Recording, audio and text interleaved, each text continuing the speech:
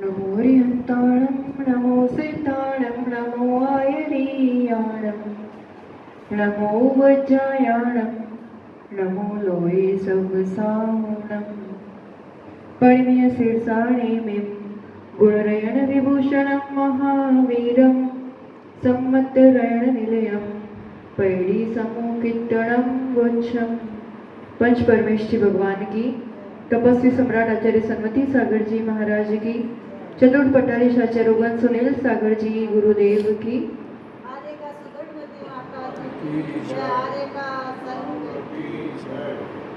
एक बार की बात है, एक व्यक्ति ने घर पे प्रसन्न था तो निमंत्रण देने के लिए दूसरों के यहाँ जाता है। उनसे कहता है, विनती करता है कि आपको हमारे यहाँ पधारना ही पधारना है। वो भैया कहते हैं, वो बात तो ठीक है, पर आप ये तो बताओ कि आपने अमुक, कोई दूसरे व्यक्ति की बात कर रहे थे, कि आपने अमुक को नहीं बुलाया। तो वो व्यक्ति कहते, कैसे नहीं बुलाया, उनको तो बुलाना ही पड़ेगा, हमारा तो वर्षों पुराना, बहुत सालों पुराना रिश्ता है, तो उनको तो बुलाया ही है। तो यहाँ पर जिस व्यक्ति को निमंत्रण दिया, वो व्यक्ति कहता है, अगर वो आ रहे हैं तो हम नहीं आएंगे, हमारा तो उनके साथ 36 का आंकड़ा है। अब अगर अपन इसी बात को कर्मों की अपेक्षा लगाएं तो अपन चाहते तो बहुत है कि हमें अनंत सुख मिले, हमें भी केवल ज्ञान हो। हम उसको निमंत्रण भी देते हैं कि आप हमारे घर आओ, पर केवल ज्ञान कहता है कि क्या आपके घर आपने कषाय को निमंत्रण देके रखा हुआ है? तो कहते हैं, हाँ, वो तो हमारा पुराना रिश्ता है, कषाय को कैसे हम छोड़ देंगे।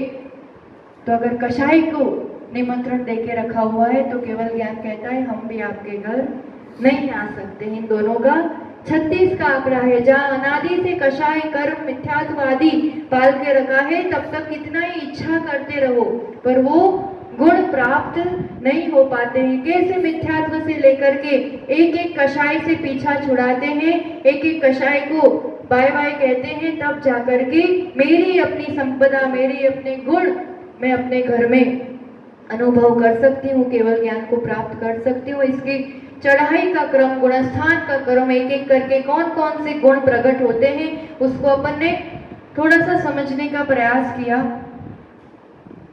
इसमें अभी और थोड़ा सा आगे अपन बढ़ते हैं कि एक एक कर्म को समझना होगा, कौन से कर्म कहाँ तक रहते हैं, बंद रहता है, कहाँ तक उदय रहता है। यहाँ जो अभी गुणस्थान में समझा, वो मोहनीय कर्म की अपेक्षा समझा, क्योंकि उसी के आधार पर व्यवस्था बनती है। और हमने देखा कि एक बार सम्यक दर्शन को बुला लिया, फिर बाकी सब गुण अपने आप आ जाते हैं। मिथ्यात्व को हटाकर सम्यक दर्शन लाना पड़ता है, तभी एक बार चढ़ाई होती है और फिर एक एक कषाय विदा लेती है। तो ये सभी कर्मों की अपेक्षा अपन समझेंगे कि कौन से कर्म कहाँ तक रहते हैं। उसके लिए पहले सभी कर्मों की प्रकृतियां समझनी होगी कि कितने कर्म प्रकृति होती है, कौन सी कहाँ बंधती है। तो पुनः अपन, इसलिए आज अभी गोमट सार कर्म कांड से ही हमने मंगलाचरण प्रारंभ किया। अभी जीव कांड ग्रंथ से अपन थोड़ा बहुत समझ रहे थे कि किस रूप से ये गुणस्थान की व्यवस्था है। उसमें फिर से अपन कर्म विज्ञान को जोड़ते हुए और आगे समझते हैं। उसके पहले एक शंका का निवारण, एक डाउट आई थी हमारे पास कि जो गुणस्थान की चढ़ाई होती है उसमें 5वें गुणस्थान से 7वें गुणस्थान में ही सीधा क्यों पहुंचते हैं, 6ठे में क्यों नहीं आते हैं। तो ये तो विधि है, क्रम है। जब चढ़ने की बारी आती है तो कोई सम्यक दृष्टि श्रावक यानी अविरत सम्यक दृष्टि, 4थे गुणस्थान वाला कोई सीधी मुनि दीक्षा ले। सबसे पहली बात ये समझो, 7वां गुणस्थान बनता कब है? जब परिपूर्ण परिग्रह का त्याग, जब मुनि दीक्षा, दिगंबरी मुनि दीक्षा ली जाती है, उस समय की बात है, तब पहली बार ये गुणस्थान बनता है। तो जब ये दीक्षा लेने वाली बात होती है, उस समय के जो निर्मल परिणाम, जो वैराग्य, जो आत्मस्थिरता होती है, तब संज्वलन कषाय का अत्यंत मंद उदय होता है। तब एक निर्विकल्प अवस्था होती है, एक आत्मस्थ अवस्था होती है। इसलिए उस समय सीधा 4थे से, या कोई देश संयमी मुनि दीक्षा ले रहा है तो 5वें गुणस्थान से, पर सीधा 7वां गुणस्थान बनता है। दीक्षा के समय किसी भी सच्चे भावलिंगी द्रव्यलिंगी मुनिराज को सातवां गुणस्थान बनता है। उसके बाद वो अवस्था बहुत देर तक नहीं रह सकती है, इसलिए उस संजुलन कषाय की तीव्र उदय से, कदाचित थोड़ा प्रमाद आने से, प्रमद अवस्था होने से छठे में नीचे आता है। पर कितना ही वो बाह्य व्यवहार क्रियाएं करता रहे मुनिराज, पर अंतर्मुहूर्त में एक बार तो वो अंतर्मुख दृष्टि करता ही करता है, इसलिए वापस सातवां होता है, फिर वापस छठा होता है। तो छठा गुणस्थान नीचे उतरते समय बनता है उन मुनिराज को, और छठा सातवां चलता रहता है। और ये तीन कम 9 करोड़ मुनिराज जो अपन कहते हैं, कल होमवर्क दिया था, ये भी आप लोगों ने किया ही होगा। छठे गुणस्थान में 5,93,98,206, अधिक से अधिक इतने हो सकते हैं। ऐसे ही सबकी संख्या लिखाई थी। सातवें गुणस्थान में 2,96,99,103, 8वें, 9वें और 10वें गुणस्थान में उपशमक 299 और शपक 598। तो उन दोनों को मिला के होते हैं 897। तो तीनों में वो संख्या ली है।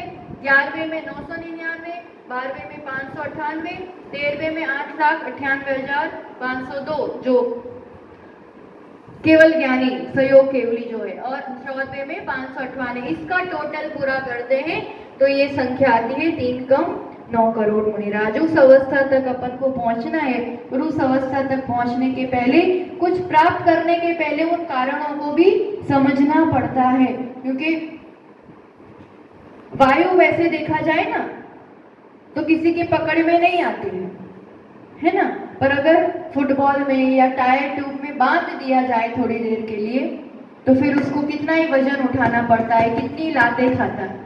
ऐसे ही आत्मा में तो अनंत शक्ति है, पर जब तक ये शरीर रूपी फुटबॉल में ये आत्म प्रदेश बंधे हैं ना, तब तक वो 4 गतियों की लातें खाता है, कितना ही कर्मों का बोझा ढोना पड़ता है। इसलिए इन कर्मों को समझना, और कोई विषय ज्ञान प्राप्त करे ना करे, पर ये कर्म सिद्धांत, कर्मों के नाम और कौन से कर्म से क्या अपन को फर्क पड़ता है, कैसे ये कर्म बनते हैं, कहाँ तक ये कर्म पाए जाते हैं, इसका ज्ञान प्राप्त करना बहुत जरूरी है। तो यहाँ पर सबसे पहले अपन ने मूल 8 कर्म के नाम देख लिए थे। एक बार बोल दीजिए आप लोग। मोहनीय, नहीं, वेदनीय, मोहनीय, आयु, नाम, गोत्र, अंतराय। क्रम से क्यों ये क्रम रखा है, कौन सा 8 मूल कर्म के नाम, उसका वर्णन, उसके ये सभी देखा था। तो अब अपन उत्तर प्रकृतियों पर जाएंगे।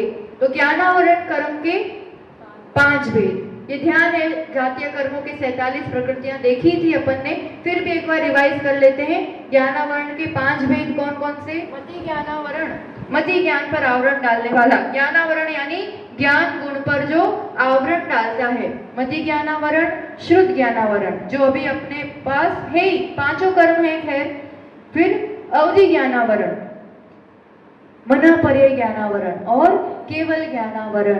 अब केवल ज्ञानावरण सर्वघाती है, उसका उदय तीव्र रूप से चल ही रहा है, इसलिए केवल ज्ञान अपन को नहीं है। अवधि ज्ञान, मना पर्याय ज्ञान भी अभी इस काल में अपन को नहीं है, क्योंकि अभी सर्वघाती स्पर्शकों का उनका उदय चल रहा है। और मति ज्ञान, श्रुत ज्ञान सबका कम ज्यादा आवरण है, पर सभी को आवरण तो है, और उस आवरण के साथ अपना थोड़ा थोड़ा ज्ञान बाहर झलक भी रहा है और उसका आवरण भी है। तो मति ज्ञान आवरण, श्रुत ज्ञान आवरण, अवधि ज्ञान आवरण, मन पर्याय ज्ञान आवरण, केवल ज्ञान आवरण। ज्ञान के 5 प्रकार है, इन 5 ज्ञान को आवरण करने वाले 5 ज्ञानावरण कर्म। फिर दूसरा दर्शनावरण कर्म।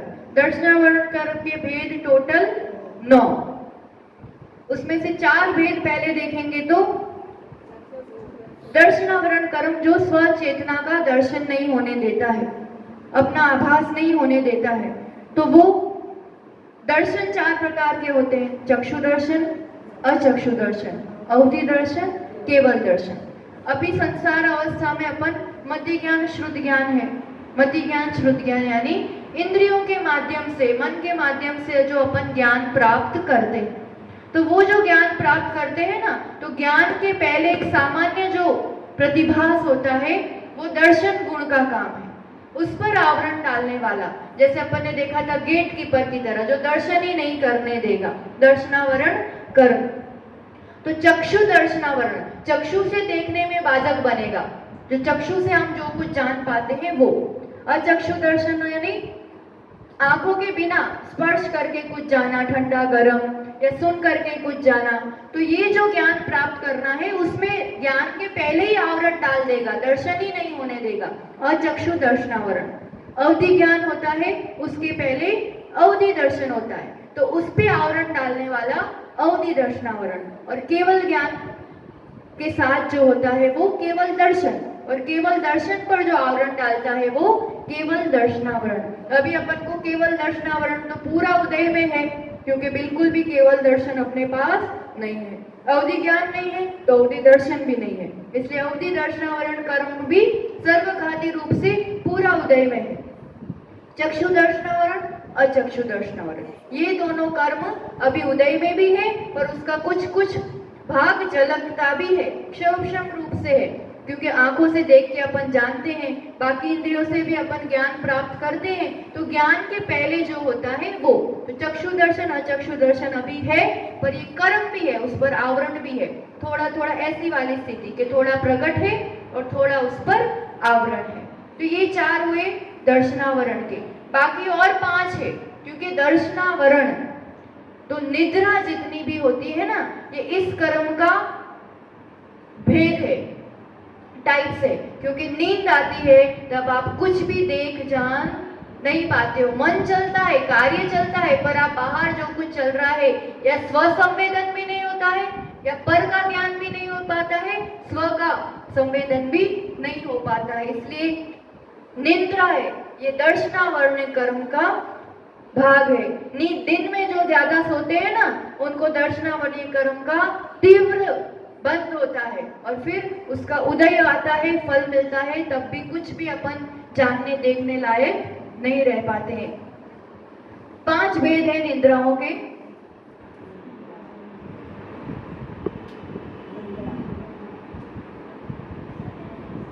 निद्रा और दूसरा तीसरा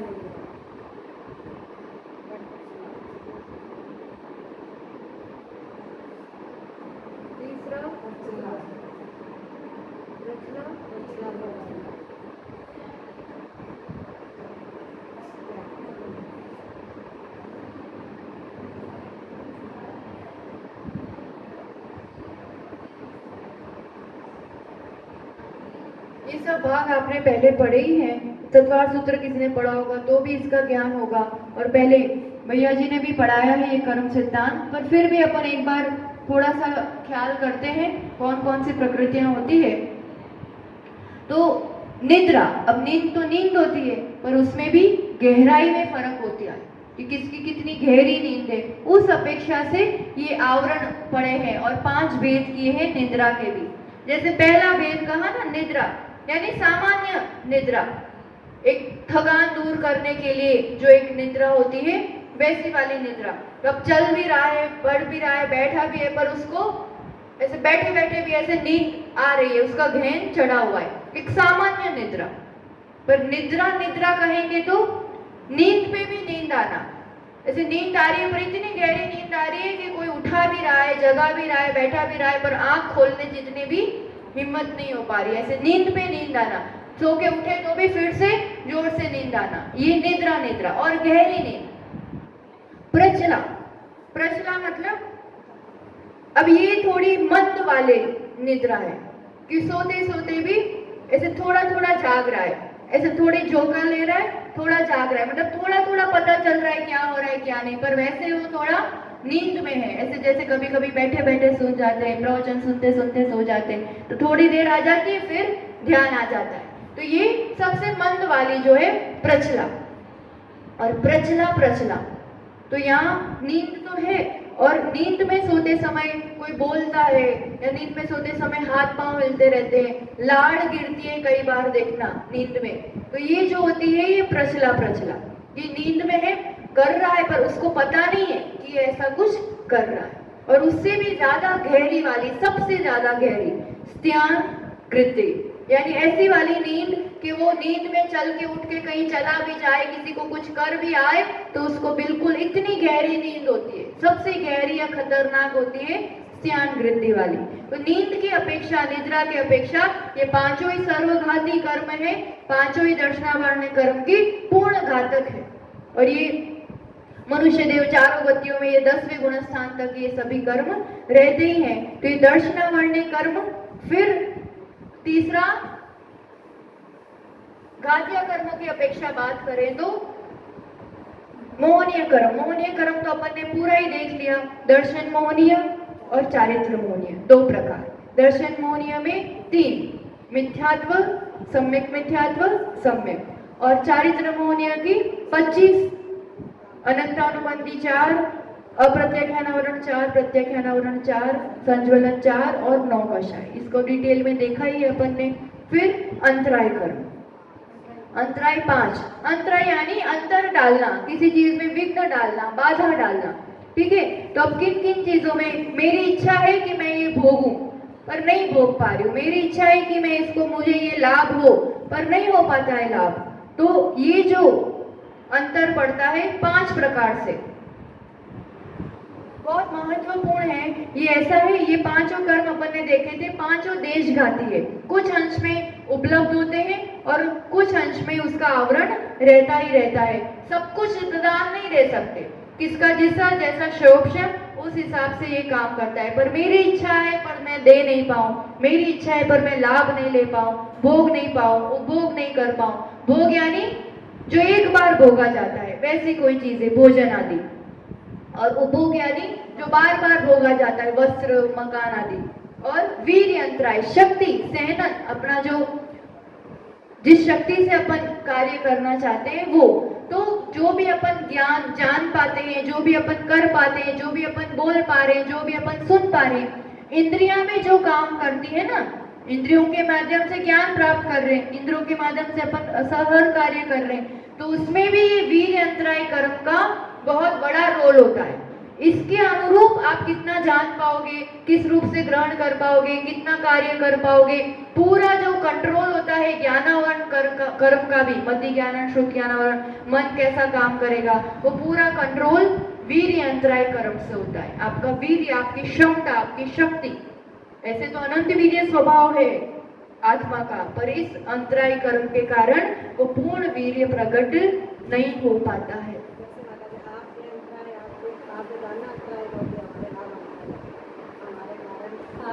आहार में अंतराय आता है तो हमारा लाभ अंतराय, हमको आहार का लाभ नहीं हुआ और आप देने वाले हो तो आपका दान अंतराय। वैसा तो परस्पर दोनों का कर्म एक साथ उदय में आना और फिर ऐसा उस समय वैसा फल मिलना है ना। हम जो ले रहे हैं वो लाभ हुआ, आप देने वाले तो दान हो गया, वो अंतराय। तो ये अंतराय कर्म निरंतर बंद भी होता है, निरंतर उदय भी चलता है अपने अपने शोभन अनुरूप। अब ये तो 4 घात्या कर्म हो गए, 5 ज्ञानावरण, फिर 9 दर्शनावरण, 28 मोहनीय और 5 अंतराय। तो ये टोटल हो जाते हैं 47 घात्या कर्म। अब आज अपन थोड़ा सा नजर डालते हैं विषय पर, अघात्या कर्मों की जो प्रकृतियां। अघात्या कर्म कौन कौन से?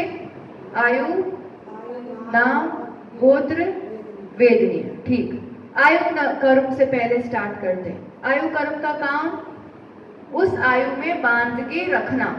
तो 4 आयु होती है, प्रसिद्ध है और सबको पता ही है, नरकायु, तिर्यंच आयु, मनुष्य आयु और देवायु।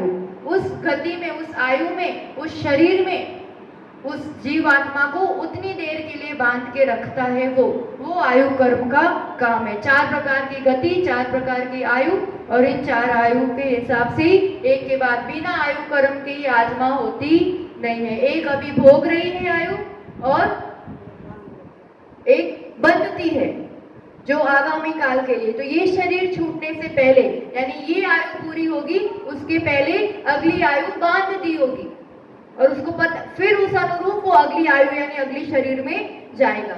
एक आयु का उदय चल रहा है और एक आयु बांधी हो भी सकती है, नहीं भी बांधी हो सकती है। इसका गजब का गणित है, अब पूरा डिटेल तो ले, पर जैसे आयु कर्म का बंध जो होता है ना, वो हर पल नहीं होता है, हर समय नहीं होता है। ये बंध विच्युति आदि देखेंगे अपन कल, तो कल या परसों में ये विषय ले लेंगे, जब बंध का ही वर्णन गुणस्थानों में करेंगे तब, कि कब कब किस समय बंध होता है। पर आयु कर्म 4 प्रकार का, अभी अपन प्रकार देख लेते हैं।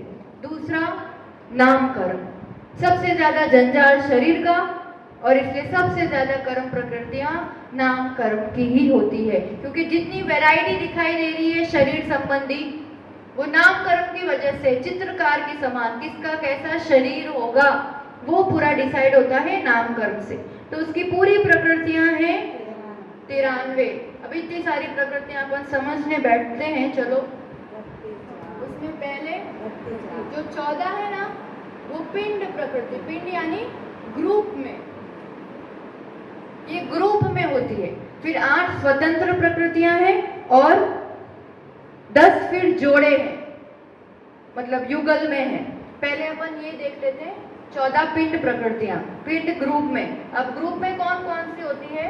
सबसे पहली गति नाम कर्म, गति 4, नरक गति, तिर्यंच गति, मनुष्य गति, देव गति। तो अब वो किस गति में गमन करेगा और उसके उस रूप कैसे संस्कार होंगे? गति युक्त संस्कार होते ही होते हैं जीव में,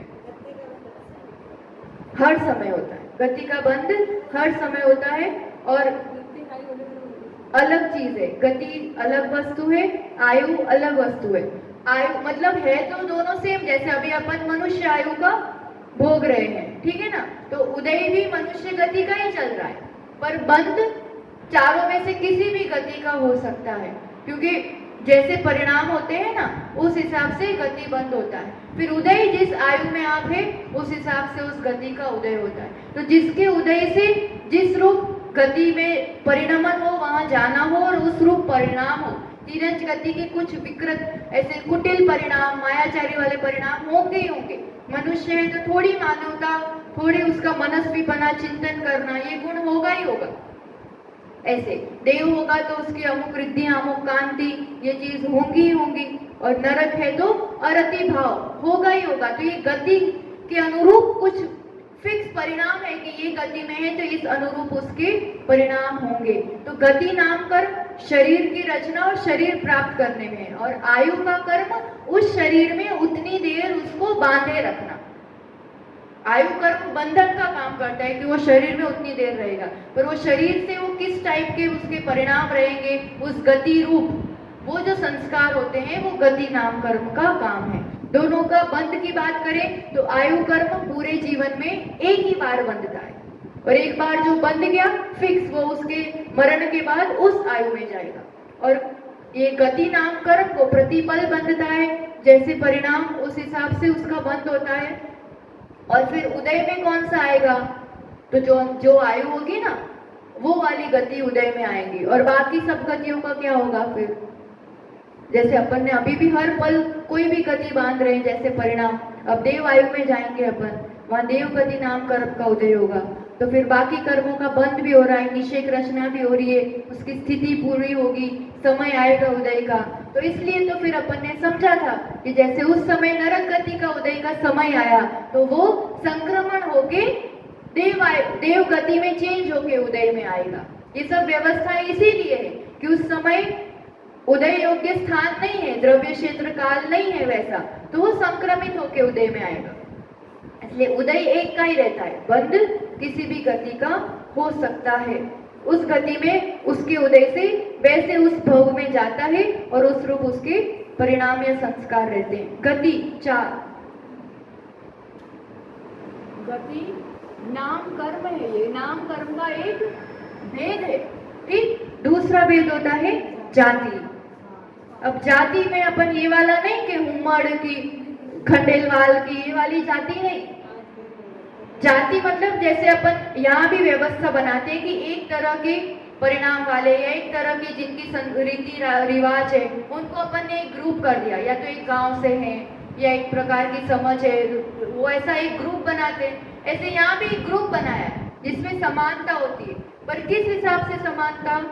इंद्रियों की अपेक्षा। जैसे मैं अपन और शेर और बिल्ली और कुत्ता, देव, नारकी, अपन सब एक ही जाति के, पंचेंद्रिय की अपेक्षा। तो ये जो जाति नाम कर्म यानी जो जिस इंद्रिय वाला जीव होता है उसका उस जाति नाम कर्म का उदय होता है और वो उतनी इंद्रियों को धारण करता है। तो जाति 5।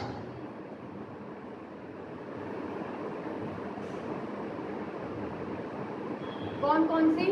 1 इंद्रिय जाति नाम कर्म, 2 इंद्रिय, 3 इंद्रिय, 4 इंद्रिय, 5 इंद्रिय। 5 प्रकार से ऐसे जाति नाम कर्म होता है। तीसरा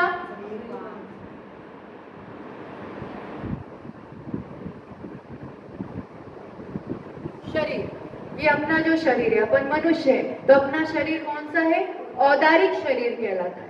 औदारिक जो स्थूल शरीर है, दिखाई देता है वैसा वाला, जो सप्त धातुओं से बना हुआ है, हड्डी मांस मज्जा इन सब से जो बना हुआ होता है, ये औदारिक शरीर कहलाता है। मनुष्य और तिर्यंच का औदारिक होता है, देवों का, नारकियों का, उन सबका जो शरीर होता है वो वैक्रियक शरीर, अत्यंत फ्लेक्सिबल, उसमें हड्डी खून ये सब नहीं है, चाहे तो छोटा कर ले चाहे तो बड़ा कर ले, उस हिसाब से विक्रिया कर सकता है, इसलिए वैक्रियक शरीर। बनता वो पुद्गल परमाणुओं से ही है। तो ये 2 शरीर। फिर ये 2 तो 4 गतियों के हिसाब से हो गया।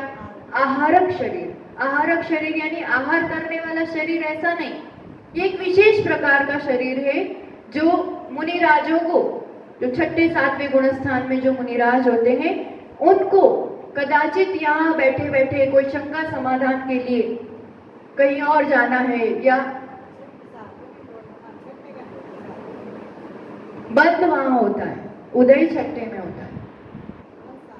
हाँ, वो देखेंगे अपन आगे, बंद और उदय की व्यवस्था देखेंगे ना। अभी कर्म प्रकृतियां समझ रहे हैं कि वो होती क्या है। तो मुनिराज को होता है और वो विशेष कारणों से रिद्धिधारी मुनिराज है, पर वो जैसे यहाँ बैठे बैठे विदेश क्षेत्र में जाके शंका समाधान कर रहा है या संयम का मतलब वो कर रहा है कि ऐसी कोई जगह है कि जहाँ से संयम का घात होगा, इसलिए वो वहां से नहीं जा पा रहा, पर फिर भी जाना है अकृत्रिम चैत्यालयों की वंदना करने के लिए।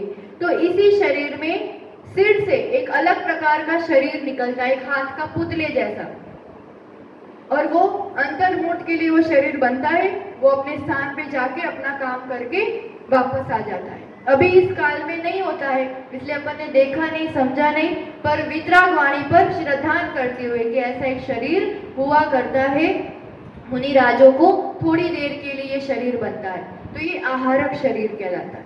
फिर चौथा तेजस और 5वां कारमान शरीर। पहला औदारिक,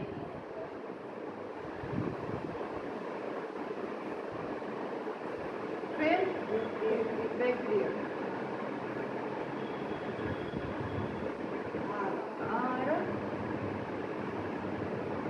तेजस और अब ये जो 2 शरीर है ना, तेजस और कारमान। तेजस यानी जो कांति होती है शरीर की, वो भी कुछ पुद्गल परमाणुओं का, शरीर यानी समझो कुछ पुद्गल परमाणुओं का समूह जो एक आकार प्रकार ग्रहण करता है। तो यहाँ तेजस और कारमान शरीर जो है वो दिखते नहीं है, पहली बात, ये बहुत सूक्ष्म होते हैं, पर ये कुछ पुद्गल परमाणुओं का समूह है। तेजस जिससे कांति रहती है शरीर में, और कारमान कर्मों का समूह, ये 8 कर्मों का समूह जो आत्मा के साथ बंधा हुआ है, ये जो पूरा वो पुद्गल परमाणुओं का झुंड, वो समूह, वो कारमान शरीर कहलाता है। और तेजस जो कांति देता है, ये 2 शरीर अनादि से अपने साथ है अभी भी, और जब तक मुक्त नहीं होते हैं, अयोग केवली नहीं बनते हैं, तब तक ये हमेशा रहते ही रहते हैं, इसका अभाव कभी भी नहीं होता है। औदारिक शरीर छूटता है तो दूसरा औदारिक मिलता है या वैक्रियक मिलता है, ये शरीर छूटता है और दूसरा मिलता है, पर तेजस और कारमान शरीर इस आत्म प्रदेशों के साथ अनादि से है, और जब तक सिद्ध नहीं बनेंगे तब तक हमेशा रहते ही हैं। ठीक है, तो ये 2 शरीर तो हमेशा है, इसलिए कभी भी ये आत्मा बिना शरीर के नहीं होती है। ये स्थूल शरीर छूटता है, पर ये 2 तो है, कर्म लगे हुए हैं, इसलिए आत्मा मुक्त नहीं है। ये 2 शरीर तो, ये मरण हुआ, दूसरा नया शरीर मिला, विग्रह गति में है वो। विग्रह गति यानी ये शरीर छूट गया, और दूसरा शरीर जब जन्म लेने के स्थान पे ये आत्मा ट्रैवल करके जाएगी तो वो विग्रह गति कहलाती है। दूसरे शरीर के लिए जो गति की जाती है, वहां भी ये 2 शरीर तो रहते ही रहते, हमेशा से है, पर सूक्ष्म है, दिखाई नहीं देते हैं, दूसरों को बाधित नहीं करते। 5 शरीर। फिर अभी बंधन और संघात। 5 बंधन, 5 संघात।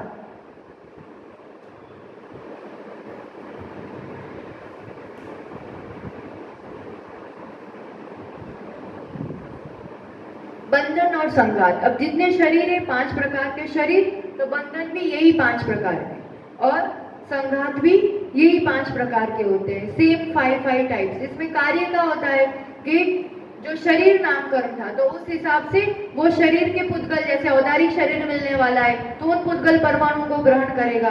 वैक्रिक मिलने वाला है तो वैसे कि जैसे पेपर बनाना है तो वैसा मटेरियल इकट्ठा करेंगे, प्लास्टिक बनाना है तो वैसा मटेरियल, तो ये वैसे पुद्गल परमाणु, वैसे मटेरियल इकट्ठा करना, ये शरीर नामकरण का काम है, जिससे वो मटेरियल इकट्ठा होता है। ठीक। पर अब बंधन नाम क्या करता है, उन पुद्गल परमाणुओं में बंधन करता है, उनका जुड़ाव होता है। ये एक एक परमाणु जुड़े हुए हैं ना यहाँ पर, तो पूरा शरीर बना है अपना, तो ये बंधन का काम, जोड़ने का काम, ये 5 शरीर में उन परमाणुओं के बीच जोड़ने का काम करता है बंधन नाम कर्म। और संघात नाम कर्म, वो जो बंधन दोनों जुड़े हैं उसमें छिद्र रहित करना। अब उसमें दिखेगा नहीं, जॉइंट्स नहीं दिखेंगे कि वो कहाँ कौन सा परमाणु, अपन को पता चल रहा है ये परमाणु किसके साथ कहाँ जुड़ा है, क्योंकि वो संघात नाम कर्म है जो उसको वैसा कर देता है। जैसे मकान बनाना है तो सब मटेरियल इकट्ठा किया है ना, तो शरीर नाम कर्म। फिर एक ईंट से दूसरी ईंट, तीसरी ईंट जोड़ते हैं ना अपन, तो वो बंधन।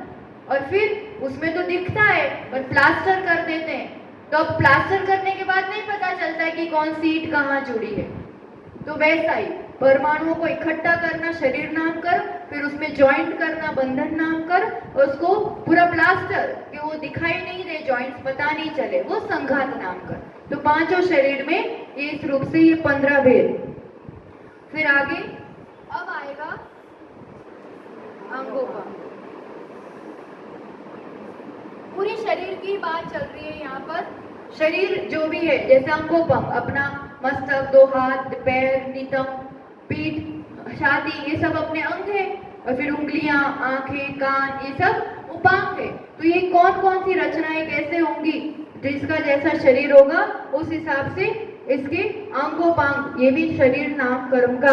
किसी के ऐसे हाथ होते हैं, किसी के किसी रूप में। एनिमल्स में तो कितनी सारी वैरायटी होती है, अपनी ही देख लो तो किसी की उंगली कुछ, किसी की कुछ, तो किसी की 6 होती है, किसी की आंख कुछ। तो ये सब किसके कितने अंग होंगे, कितने उपांग होंगे, किस रूप से होगा, तो इसके 3 भेद है ना, क्योंकि औदारिक शरीर के अंगोपांग होंगे, वैक्रिक शरीर के अंगोपांग होंगे और आहारक शरीर के होंगे अंगोपांग। तेजस और कारमान शरीर के अंगोपांग नहीं होते, इसलिए 3 भेद इसके। ठीक। अब इसके आगे आएगा, ये ध्यान आ गया, गति, जाति, शरीर, बंधन, संघात, अंगोपांग।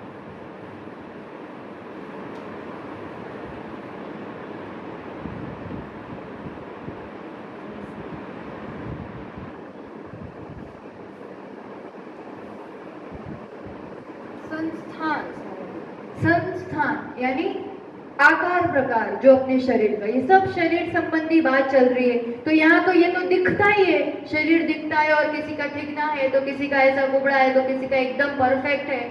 तो ये सब जो आकार प्रकार शरीर का किस रूप से ढांचा होगा, ये जो तय होता है, ये संस्थान नाम कर्म, उसका जिस रूप से उदय होता है, उसका जो फल होता है, उस हिसाब से शरीर की रचना होती है। अब इसमें 6 टाइप्स है, कुछ अच्छे होते हैं और बाकी के, एक अच्छा होता है, बाकी के 5 ठीक होते हैं। सम, चतुर,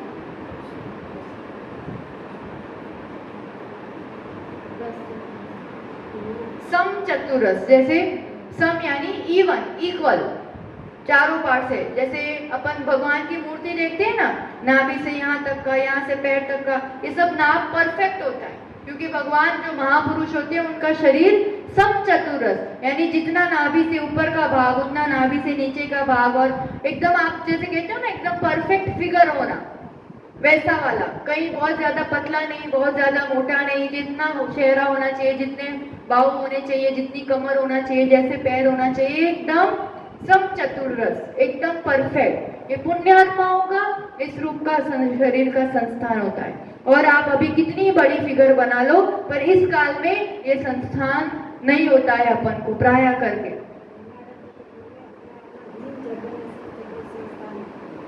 हो सकता है पर फिर भी नहीं, क्योंकि अभी हुंडक में आ सकते हैं, या उसमें या इसमें भी हीन रूप से हो सकता है, संस्थान 6 हो सकते हैं, उसमें कोई काल दोष नहीं है कि इस काल में अमुक नहीं होता है कि होता है, पर फिर भी वैसा जैसा होना चाहिए उस रूप से नहीं होता है। और समचतुररस देवों को यही संस्थान होता है, जितने भी देव होते हैं वो सुंदर होते हैं, ये संस्थान होता है। महापुरुष होते हैं उनको यही संस्थान होता है। बाकी फिर किसी को कुछ, भोग भूमि में भी युगलों को यही संस्थान होता है, मतलब जहाँ पुण्य है ना वहां ये संस्थान होता है। फिर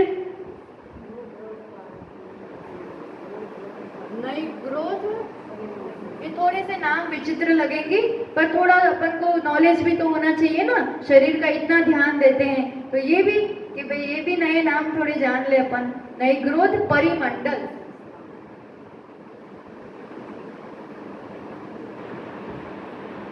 और तीसरा होता है,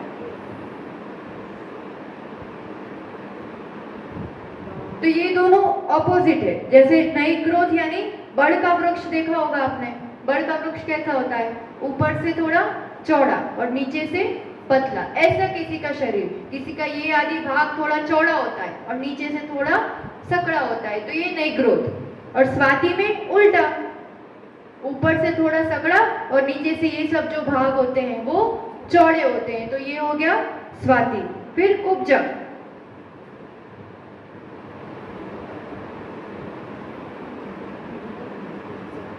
ये हो गया ट्री के समान, और ये हो गया सांप के समान, मतलब ऊपर चौड़ा होगा, नहीं ऊपर पतला और नीचे चौड़ा वैसा। और कुब्जक में जिसका कुबड़ निकला हुआ होता है या ये भाग थोड़ा सा ऊंचा तरफ से हो, तो ये कुब्जक, कुबड़ की तरह आकार वाला। और वामन,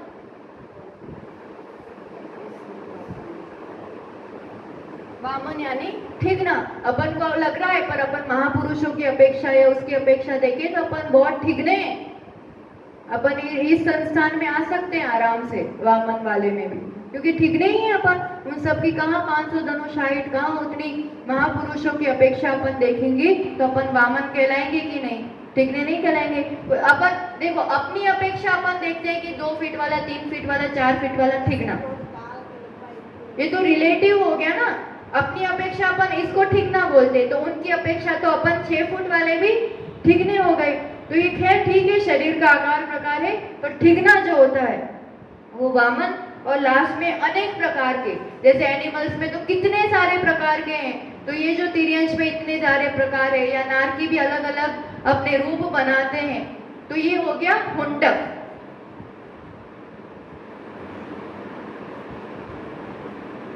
ये जो नारकियों को होता है ये हुंडक वाला ही होता है, क्योंकि अनेक प्रकार के, कोई भी शेप, एनी शेप, ये हुंडक हो गया, ठीक। पर इसमें ये वाली बात है कि शरीर का शेप कोई भी हो, संस्थान कोई भी हो, उसमें सम्यक दर्शन की प्राप्ति या मोक्ष प्राप्ति में भी ये बाधक नहीं बनता है। चाहे कुब्जक भी हो ना, वामन भी हो, तो भी वो मोक्ष जा सकता है। ये तो बाह्य शरीर का आकार प्रकार वाली बात है। संस्थान 6 वैसे ही सहनन होता है आगे।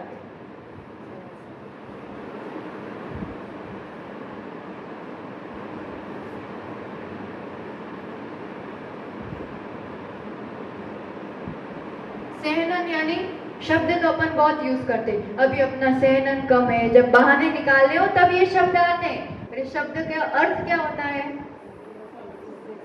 हड्डियों की मजबूती, हड्डियों का जो जोड़, अपना जो शरीर है, ये औदारिक शरीर वालों को ही होता है सहनन, देव आदि को तो ये बात आती ही नहीं है। तो अपने जो हड्डियों का जोड़ है, क्योंकि अपने शरीर की मजबूती अपने हड्डियों के उस पर निर्भर करती है, तो यहाँ पर ये उसके हिसाब से हड्डियों का जो समूह है, तो हड्डियां आपस में कैसे जुड़ती हैं, इसके द्वारा जोड़ी जाती है। और फिर उसमें जो एक कील किया जाता है, कीलित किया जाता है, जैसे किवाड़ बंद करना हो ना अपन को, तो किवाड़ की अपनी मजबूती भी काम करती है। फिर उसको कैसे बंद किया गया है, कौन सी साकल से, पहले ऐसे वो बड़े बड़े वो नहीं करते थे, फिर वो बीच में वो डाल देते थे पहले के दरवाजों में, तो वो किससे बांधा गया है, उसकी मजबूती भी काम करती है, और किससे फिर उसको कीलित किया गया है। तीनों चीज की अपनी अपनी भूमिका है। एक उसको कहते हैं हड्डियां, सेनन यानी हड्डी लेना। फिर जिससे बांधा जाता है ना, जिसके द्वारा, उसको ऋषभ कहते हैं। और कीलित जो किया जाता है, नाराज कहते हैं। ये जिससे बंधन होता है वो, और ये कील जिससे वो साकल को बांधा गया। तो ये तीन के हिसाब से छेनन से 6 प्रकार के हो जाते हैं। सबसे पहला वज्र, ऋषभ, नाराज।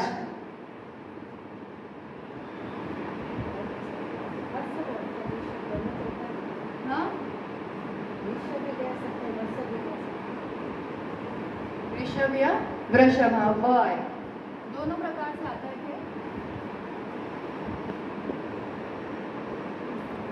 तो वज्र, ऋषभ, नाराज। तो अब यहाँ पर वज्र, हड्डियां भी वज्र की, वज्र की यानी जिसको तोड़ नहीं सकते आप, पत्थर से भी मजबूत, जिसका भेदन नहीं कर सकते, तो हड्डियां भी इतनी मजबूत वज्र जैसी। वृषभ जिससे कनेक्ट किया है वो भी वज्र जैसा, और कील, नाराज, ये भी वज्र जैसे। ये तीनों ही वज्र के समान होते हैं। ये सबसे उत्तम सेनन, सबसे अच्छा सेनन और अनिवार्य सेनन, मोक्ष जाने के लिए ये सेनन होना जरूरी है। इसी सेनन से मोक्ष जाया जाता है, और अभी इस काल में अपन नहीं जा पाते, कारण ये सेनन नहीं हुआ करता है। वज्र, ऋषभ, नाराज। अब एक एक कमी आती जाएगी। ये बेस्ट वाला है जहाँ तीनों वज्र थे।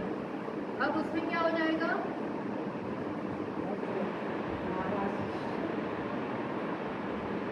वज्र, नाराज। तो उसमें क्या हो जाएगा, हड्डियां तो अभी वज्र की है, नाराज भी वज्र का है, पर जो बंधन है, जो ऋषभ है, वो नहीं है अब वज्र का, ऋषभ वाली बात नहीं है। तो थोड़ी कमी आई उसकी मजबूती में। फिर तीसरा नाराज, नाराज यानी कील। तो अब यहाँ सब सामान्य हो गया, अब कुछ भी वज्र शब्द नहीं है ना, अब वज्र का कुछ नहीं है, इतना मजबूत नहीं है, सब नॉर्मल सामान्य, हड्डियां भी, बंधन भी, कील भी। फिर उसमें और कमी आएगी शक्ति में, अर्ध नाराज।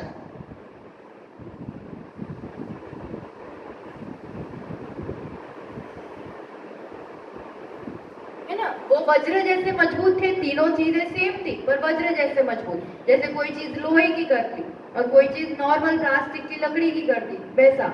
और अब यहाँ पर अर्ध नाराज, तो कोई चीज अपन ने बांधी है तो कभी खाली ऐसे कील टिका देते हैं, ऐसे पूरी अंदर घुसाते नहीं है। एक तो होता है कि पूरी आर पार करेंगे तो वो मजबूत हो जाएगा, और एक जरा सा खाली यूं टिका दिया, तो ये अर्ध नाराज, पूरी कील नहीं है, ऐसा थोड़ा सा ही बंधन है जिसको जरा सा टिका दिया, इसलिए इसकी सेनन और कम हो जाता है। ये जो नीचे नीचे जा रहे हैं ना, सेनन कम कम होता जा रहा है, शक्ति कम हो रही है। फिर पांचवा कीलक,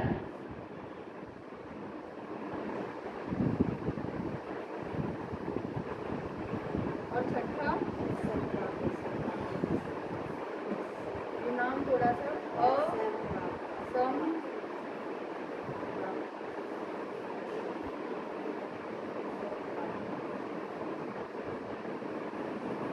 असंप्राप्ता पाटिका। ये क्योंकि सर्प की तरह, हड्डियों में कुछ भी उसमें नसों की तरह होता है बंधन, जैसे नसों से नस जोड़ती है ना, वैसे हड्डी से हड्डी। और ये कीलक, कीलक में अब ये नहीं है, नाराज नहीं है, खाली हड्डी से हड्डी बांध दी गई है, अब इसमें कील है ही नहीं, वो कीलक। और असंप्राप्ता का मतलब उसमें सरीसृप की तरह, जैसे परस्पर में खाली नसों के बंधन की तरह हड्डियों को बांध दिया, अब उसमें वैसा बंधन भी नहीं, कील भी नहीं, कुछ भी नहीं, एकदम सबसे हीन सेनन वाला नहीं होती, नाराज नहीं होता है उसमें। हाँ हाँ, मतलब ये नहीं होगा, कील भी नहीं होगी, कील भी नहीं होगी कीलक में।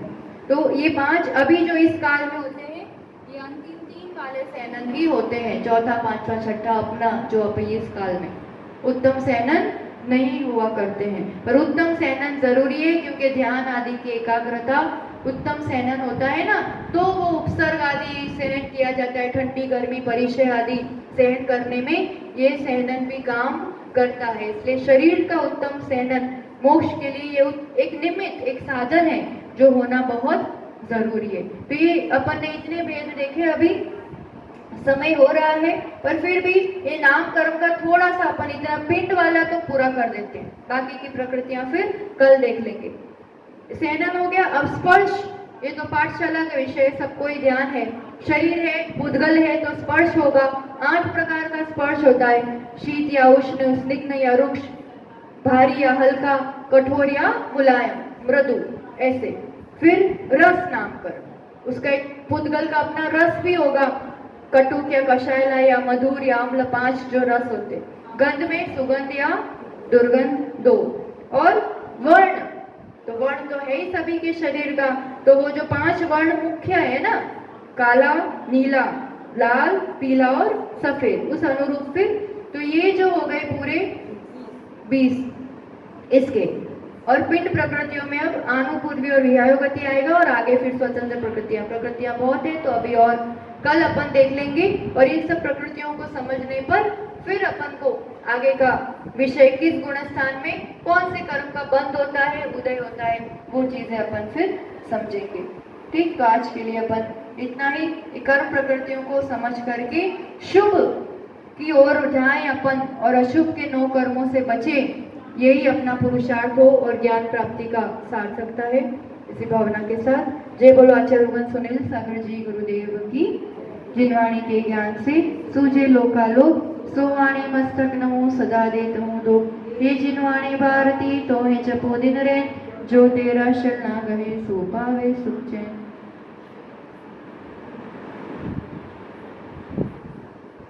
द्वादशांग में जिनवाणी माता की जय। आचार्य भगवान सुनील सागर जी गुरुदेव की।